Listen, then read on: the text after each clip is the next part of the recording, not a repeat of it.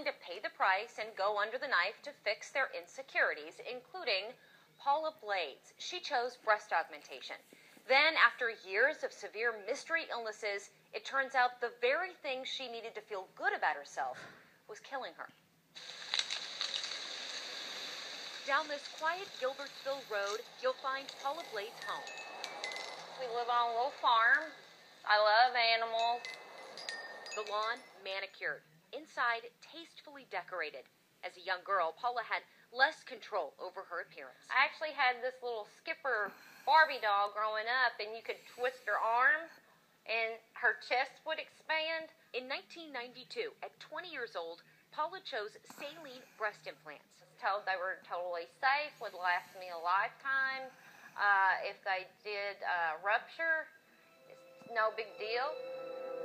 But years after her surgery, her health began to suffer. I started getting like chronic sinusitis and different infections, bronchitis, things of that nature that wouldn't go away. Paula lost weight, dropping to just 80 pounds. She developed sores on her upper torso that wouldn't heal.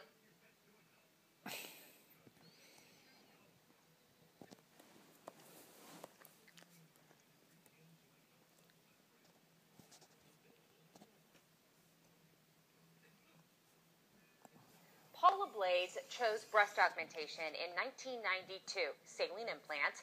Years later, she became plagued by mystery illnesses, slowly killing her. In part 2 of my special report, finally, she got some answers. After seeing this television episode of Monsters Inside Me and a woman whose illnesses mimicked her own, Paula reached out to Dr. Susan Kolb. And the next week, I was in Atlanta, met with her on a Wednesday. She's like, honey, I know what's wrong with you. Saline biotoxin illness.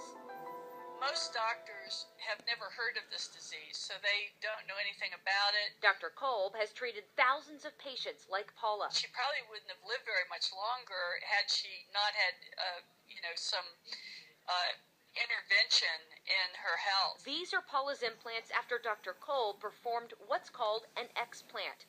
They were sent to a doctor in Canada who found the valve capping mechanism faulty, the filling fluid grossly contaminated, and indication of aspergilli-related entities, mold.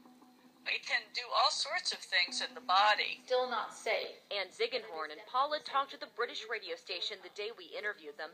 Ann's from Florida, but knows exactly what Paula's been through. But after going through what I've gone through, hundreds and thousands of dollars in medical bills, I've lost my career. It was taxing on our marriage. She's swollen. The two thought they were alone, then found each other. Dr. Kolb performed explants on both women. She saved our lives. Now they plan to spread the word. If I had known some of these symptoms to look for, then I would have thought, hey, it's my breast implants and I need to get them out. Life is better for Paula. Her health has improved, although she does have long-term neurological damage. But she's alive. Does it all look a little different to you now? Oh, yeah. Yeah. My outlook on life's totally changed. I'm just happy to be here.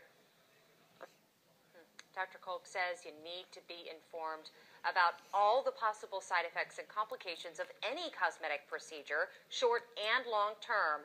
She also says, as does Paula, that not every woman will have this complication, but you need to know the symptoms.